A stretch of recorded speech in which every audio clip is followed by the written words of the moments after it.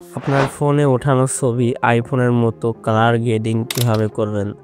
আপনারা চাইলে কিন্তু এখন অ্যান্ড্রয়েড ফোন দিয়ে আইফোনের মতো ছবি কালার গ্রেডিং করতে পারবেন। দেখতে পাচ্ছেন আমার স্ক্রিনে আমি কিন্তু আইফোনের মতো ফটো কালার গ্রেডিং করছি। আমার ফার্স্টে ফটো এরকম ছিল অ্যান্ড এডিটিং করার পরে এরকম হয়ে গেছে।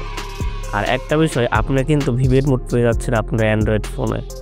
এই জন্য অবশ্যই ভিডিওটা লাস্ট ফার্স্ট দেখবেন।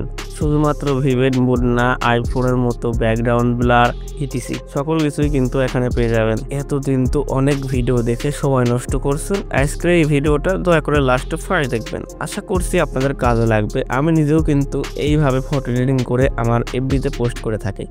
তো আর বেশি কথা বলবো না, চলেন ভিডিওটা শুরু করা যাক। ভিডিওটা শুরু করার আগে ছোট্ট একটা রিকোয়েস্ট, আপনি যদি আমার চ্যানেল নতুন দর্শক হয়ে থাকেন তাহলে অবশ্যই চ্যানেলটা সাবস্ক্রাইব করে দেবেন এবং ভিডিও ভালো লাগলে অবশ্যই লাইক করতে ভুলবেন না। তো চলেন ভিডিওটা শুরু করা যাক। চলে এলাম মোবাইল স্ক্রিনে। এখান থেকে আপনাদের কাজ হবে গুগল প্লে স্টোরটা ওপেন করা।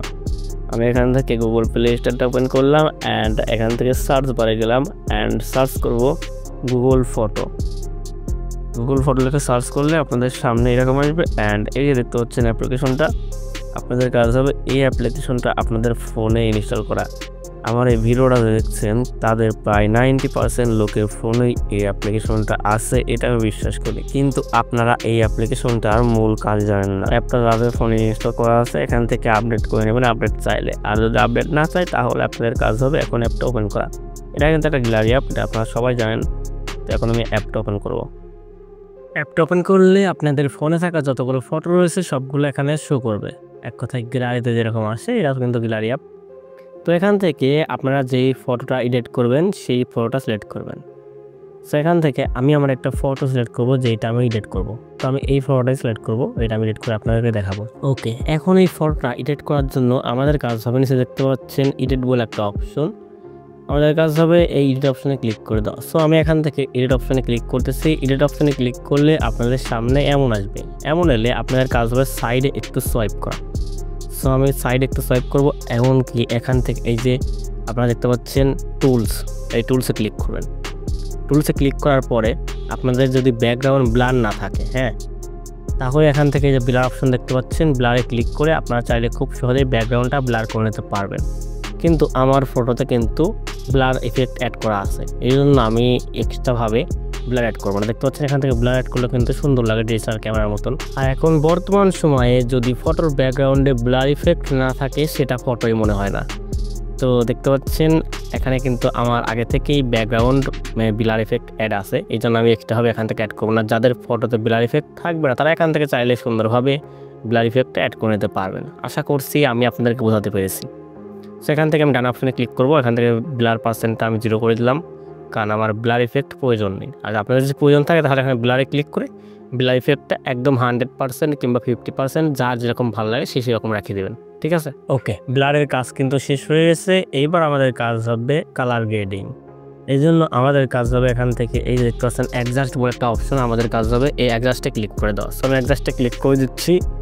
অ্যাডজাস্টে ক্লিক করে দিলে দেখতে পাচ্ছেন এখানে বোঝানো হয়েছে ব্রাইটনেস। আপনাদের কাজ হবে ব্রাইটনেস অপশনে ক্লিক করা অ্যান্ড আপনাদের ফটোর ব্রাইটনেস যদি লো হয়ে থাকে তাহলে এখান থেকে ব্রাইটনেসটা বাড়িয়ে দেবেন। আমার ফটোর ব্রাইটনেস লো রয়েছে, এই জন্য আমি এখান থেকে 50% বা 40% এর আশেপাশেই রাখবো। এখন কিন্তু ফটোতে যথেষ্ট পরিমাণ ব্রাইটনেস দেখা যাচ্ছে।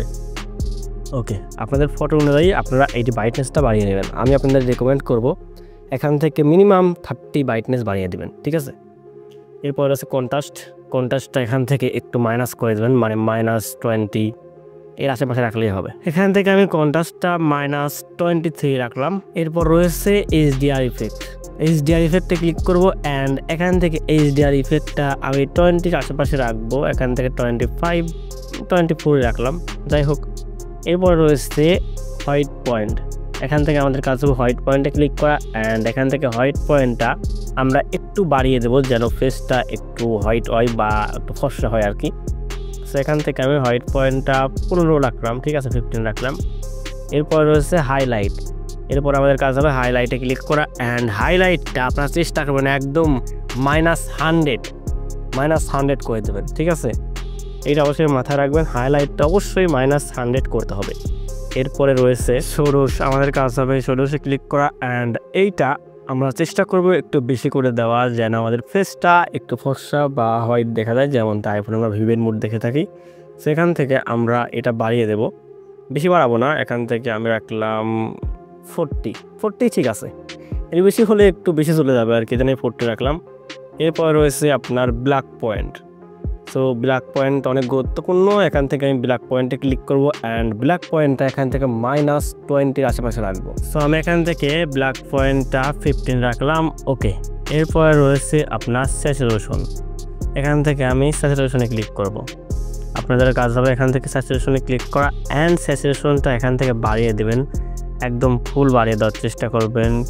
যারা ব্যাকগ্রাউন্ড একটু সবুজ দেখতে পছন্দ করেন, এখান থেকে আমি ফুল বাড়িয়ে দেবো না, এখান থেকে আমি 80% রাখবো। ওকে 82, ওকে আমি 80% রাখলাম। এটার কাজ শেষ। এখান থেকে 80% দেবেন স্যাচুরেশন। এরপর রয়েছে আপনার হচ্ছে স্কিন টোন। এখান থেকে আপনার কাজ হবে স্কিন টোনে ক্লিক করা অ্যান্ড স্কিন টোনটা -80 করে দেবেন। 80, 84, 85 এর আশেপাশে রাখলেই হবে, তবে একদম 100% করা যাবে না। ওকে, একটু কম রাখতে হবে, মাইনাস কিন্তু আবার বলছি -84 আমি রাখলাম। এরপর রয়েছে ব্লুটোন। আপনাদের কাছে ব্লুটোনে ক্লিক করা অ্যান্ড এখান থেকে ব্লুটোনটা একদম 100% করে দেবেন, তাহলে দেখবেন আকাশের যে কালারটা রয়েছে সেটা কিন্তু একদম নীল হয়ে যাবে। দেখতে পাচ্ছেন আমার ব্যাকগ্রাউন্ডে কিন্তু আকাশের কালারটা একদমই নীল হয়ে গেছে, যেটা দেখতে অনেক ভালো এবং সুন্দর লাগতেছে। এটা কিন্তু সবাই পছন্দ করেন, আকাশের কালারটা একদম নীল থাকবে, দেখতে অনেক সুন্দর লাগবে। ওকে, ব্লুটোনের কাজ তাহলে আপনারা বুঝলেন, এবং ব্লুটোনটা আপনারা অবশ্যই যে কোনো ফটোর ক্ষেত্রে 100% করে দেবেন। এরপর রয়েছে পপ। আপনাদের কাছে পপে ক্লিক করা অ্যান্ড এখানে পপটা 10% বাড়িয়ে দাও, বেশি দেবেন না, তাহলে একদমই যাতা হয়ে যাবে। অতিরিক্ত কোনো কিছুই ভালো না, সেটা যে কোনো কিছু হোক না কেন। এখান থেকে আমরা পপটা করে দিচ্ছি 6%। দেখতে পাচ্ছেন 6% করলাম। এরপর একদম লাস্টে দেখতে পাবেন ভিনটেক বলে একটা অপশন। এই ভিনটেকটা আমরা এখান থেকে 10%-এর আশেপাশে রাখবো, এর বেশি হলে কিন্তু ভালো লাগবে না। এখান থেকে আমি 10% করে দিলাম। ওকে, এখন কি ভাবছেন আপনারা, এডিটিং শেষ? মোটামুটি শেষ, তবে এখনও কিন্তু ভিভেড মোডটা বাকি আছে। সেটা দেখার জন্য অবশ্যই ভিডিওটা শেষ পর্যন্ত দেখুন। এখান থেকে আমি ভিনটেকটা সিলেক্ট করার পর এখান থেকে ডানে ক্লিক করব অ্যান্ড এক সাইডে দেখতে পাচ্ছেন ফিল্টার বলে একটা অপশন।